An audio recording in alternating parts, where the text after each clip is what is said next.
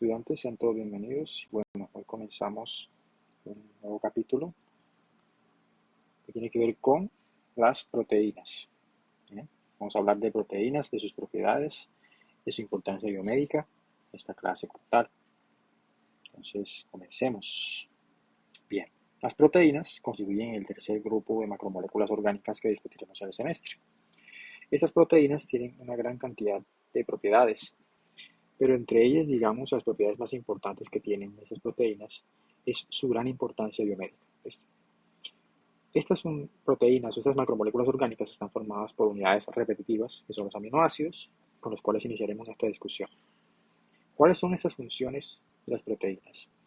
Primero hablemos de su concepto, cómo se definen las proteínas. Son macromoléculas constituidas por cadenas lineales de aminoácidos. Aminoácidos son básicamente una serie de compuestos orgánicos de gran importancia. Es un grupo bifuncional, es decir, contiene dos grupos funcionales importantes, que es el grupo amino y el grupo ácido, que discutiremos más adelante. De las macromoléculas orgánicas, las proteínas son las más variadas, tienen una inmensa cantidad de formas, estructuras y de funciones. De hecho, cada célula puede contener de miles de diferentes proteínas diferentes con muchísimas y muchísimas funciones. Y esas funciones las podemos enmarcar principalmente en 5 grupos. Por ejemplo, componentes estructurales. Proteínas pueden ser componentes estructurales específicos, también actuar en el transporte de pequeñas moléculas, en el caso del oxígeno para la llamada proteína hemoglobina, defensa del organismo, como es el caso de los anticuerpos, y una de las funciones quizás principales y primordiales que también discutiremos mucho en este curso es la de actuar como catalizadores de reacciones químicas. Esas proteínas se conocen normalmente como enzimas. Pero también existe otra función importante y es la de transmisión de información. Esas son las grandes 5 funciones que pueden tener las proteínas. Pero hablemos principalmente de su estructura. Comencemos nuestra discusión. ¿Cómo está estructurada una proteína? Por la unión repetitiva de aminoácidos. De hecho, una proteína cualquiera básicamente está diseñada de un componente orgánico principalmente, y también un componente inorgánico, pero siempre está formada por esa unión repetitiva de esos aminoácidos. Bien, eso es básicamente lo que es una proteína. Vamos a hablar entonces primero de estos aminoácidos. ¿Qué los caracteriza? ¿Cierto? Químicamente hablando. Bien. Entonces comencemos como tal, hablando de que los aminoácidos son la unidad estructural funcional de las proteínas. Y de hecho, las proteínas que se conocen en el organismo están formadas por 20 aminoácidos llamados aminoácidos estándar. Cada aminoácido está formado principalmente por carbono, hidrógeno, oxígeno y nitrógeno, pero principalmente por esta estructura, que es la estructura base, la que estoy mostrando acá. ¿Bien? En todo aminoácido existe un carbono alfa, que es el primer carbono después de los grupos amino y carboxilo, que son los grupos funcionales principales. Aquí los tengo mostrados. Aquí tenemos al grupo ácido carboxílico, que ustedes lo conocen como grupo orgánico, COOH, lo vimos en lípidos también, o también como RC doble enlace oxígeno OH, el grupo ácido carboxílico. El otro grupo funcional que hace parte de las proteínas es el grupo amino, ¿cierto? Que es NH2 o en forma protonada NH3, que eso lo veremos ahorita más adelante. ¿Bien? Pero también hay otro grupo funcional importante, que es la llamada cadena lateral, que se simboliza con una R. ¿Bien? De hecho, las cadenas laterales en los aminoácidos son las que determinan las propiedades ácidas, básicas, hidrofílicas, hidrofóbicas y la misma función de la proteína, es decir, las cadenas laterales de los aminoácidos son las que le confieren las propiedades a las proteínas. También alrededor de ese carbono alfa está un único átomo de hidrógeno y por ende, si se puede observar, el carbono alfa tiene una gran importancia y veremos por qué más adelante. De hecho, la palabra estereoisomería que ya observamos adelante, básicamente en varios otros conceptos, como es el caso de los carbohidratos y demás, la hemos definido como la propiedad asimétrica, es decir, un carbono asimétrico es un compuesto ópticamente activo. Y de hecho, cuando hablamos del gliceraldehído y sus dos formas ópticamente activas del gliceraldehído y el gliceraldehído, hablábamos de que alrededor de ese carbono asimétrico existían 4 grupos funcionales distintos, ¿cierto? Ese era el concepto de asimetría. Vamos haciendo un pequeño recorderis para poder nosotros entender esta parte. De hecho, hablamos de que hay un D-gliceraldehído y un L-gliceraldehído, ambos gemelos de espejo, ¿cierto? Antiómeros. el caso de los isómeros D y L, y hablamos de que el grupo, en este caso, para el caso de los monosacáridos, el grupo OH o la posición del OH era la que determinaba la isomería. Si está el OH a la derecha, es un aldehído. Si está el OH a la izquierda, es un aldehído, ¿cierto? Se conoce como configuración absoluta. Los aminoácidos no se quedan atrás. De hecho, el carbono alfa, como les había comentado, tiene una importancia subyacente porque es quien define la actividad óptica en los aminoácidos. De hecho, cuando nosotros observamos un aminoácido cualquiera, como este caso, podemos observar que si yo pongo el ácido carboxílico al frente, el grupo amino en un extremo, el hidrógeno en otro y un grupo R hacia acá, si los cuatro grupos funcionales que he simbolizado son diferentes, se habla entonces que el carbono alfa es asimétrico. ¿Bien? Ahora, de esos grupos funcionales, ¿cuál es el que más bien otorga la propiedad ópticamente activa al aminoácido? El grupo amino. La posición del grupo amino determinará la isomería o la configuración absoluta. Es lo mismo que pasaba con los carbohidratos, que tenían sus grupos OH a la derecha o a la izquierda. Aquí en los aminoácidos es el grupo amino. Si está a la derecha, hablamos de un isómero D, y si está a la izquierda, hablamos de un isómero L. De hecho, los estereoisómeros L son los más abundantes entre las proteínas conocidas. Y de hecho los péptidos y las proteínas que veremos más adelante, todos están formados por ese aminoácido tipo L, que es el que favorece la estructura conformacional de las proteínas. ¿Bien? Es casi como que si existiesen unidades repetitivas de una única configuración óptica que hacen parte de todas las proteínas. De hecho, la isomería L es la que favorece energéticamente la construcción de una proteína. Cuando un aminoácido hace parte de una proteína, ya deja de ser aminoácido libre para convertirse en un residuo, un concepto que ya habíamos hablado antes cuando hablábamos de carbohidratos.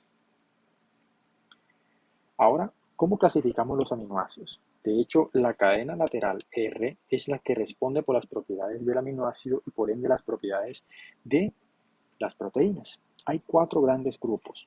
¿Bien? Entonces, recordemos bien que para hablar de aminoácidos, ¿sí? Para hablar de aminoácidos, que es la unidad fundamental de las proteínas, tenemos entonces necesariamente que hablar de quién, del grupo R, que es quien confiere las propiedades de la proteína. Entonces, dependiendo de las propiedades de la proteína, pues tendremos varios tipos de aminoácidos, ¿no? Entonces, eso es lo que vamos a ver ahorita. ¿Cuáles son esos tipos de aminoácidos? Dependiendo de la cadena lateral. Obviamente tenemos entonces a los cuatro grupos. Primer grupo, aminoácidos no polares. ¿Cuáles son esos aminoácidos no polares? Vamos acá. Aminoácidos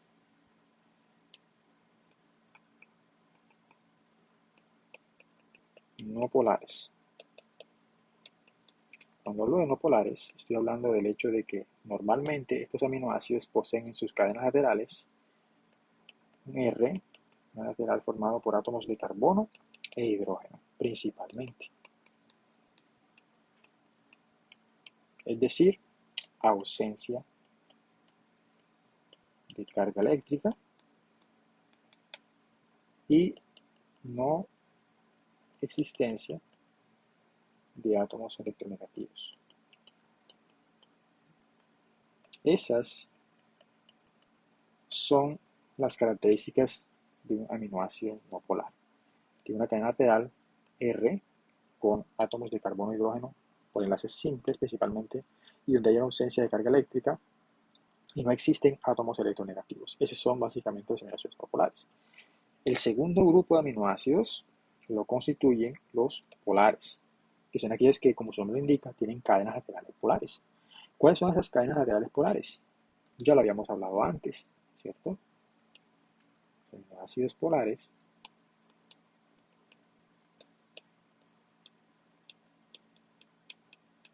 poseen ¿qué? Poseen grupos cadenas laterales R con grupos polares. Y para identificar a un grupo polar, recordemos entonces que tiene siempre que tener carga eléctrica, ya sea positiva o negativa, ¿cierto?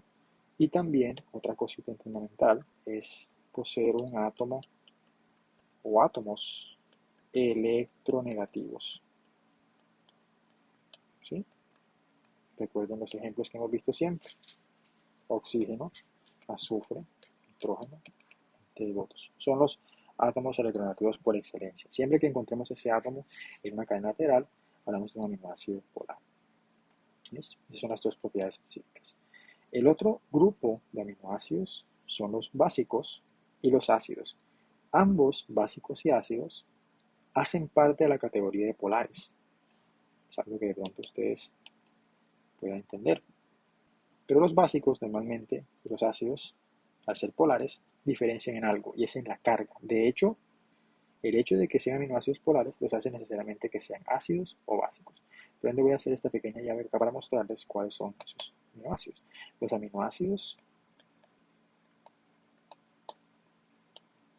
ácidos son aquellos que tienen en su cadena lateral un grupo con una carga negativa, por ejemplo, esta, ¿sí? Es decir, un grupo R con carga negativa. Entonces, ¿son polares? Sí, pero tienen siempre una carga negativa. Mientras que los aminoácidos básicos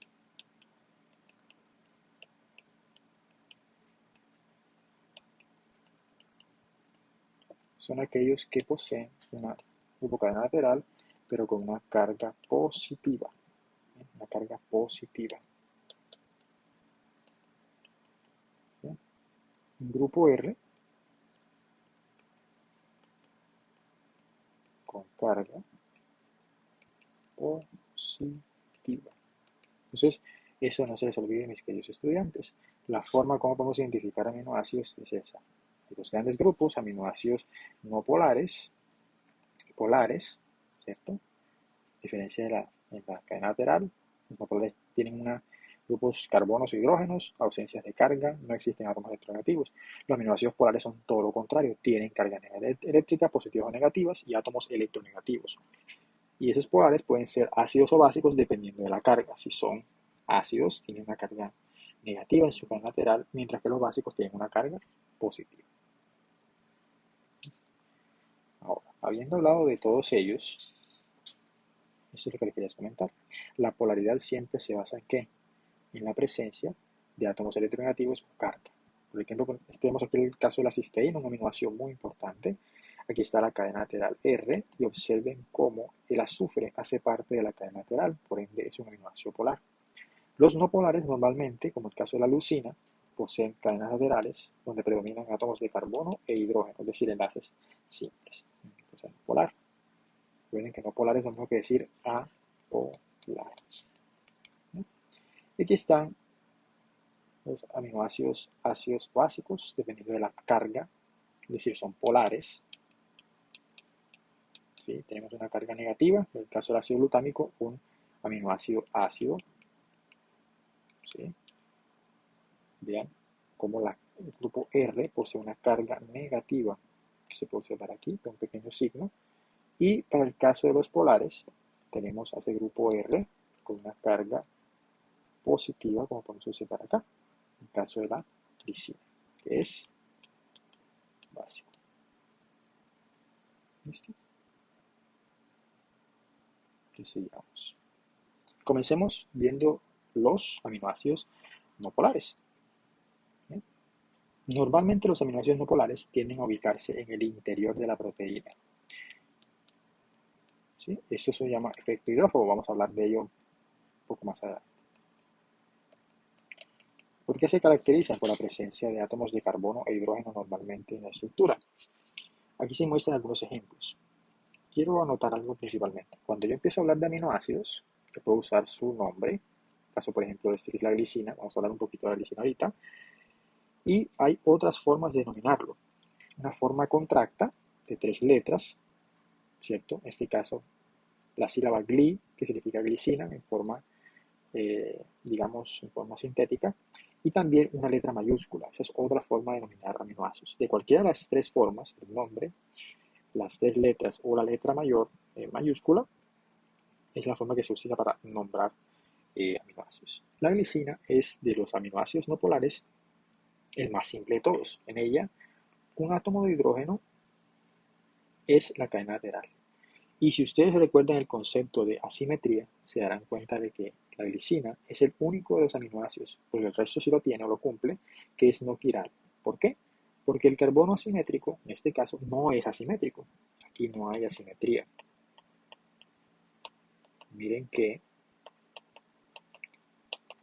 el carbono está unido a dos hidrógenos que son iguales, átomos iguales, y por ende pierde el concepto de asimetría en el cual todos los cuatro grupos funcionales alrededor de un átomo de carbono deben ser distintos. Entonces, pues la glicina es el único de los aminoácidos, de los 20 aminoácidos estándar, que es no quiral. El resto de aminoácidos no polares, tenemos por ejemplo la alanina, que tiene un grupo R-metilo, CH3, y así tenemos otros como la prolina, donde la cadena lateral se fusiona con el grupo amino formando un anillo de 5 miembros. Acá. Tenemos también a la valina, cuya cadena lateral es un grupo ramificado. Valina. Tenemos a la fenilalanina, un aminoácido esencial. Eso vemos también acá. Veremos un poquito de ello más adelante.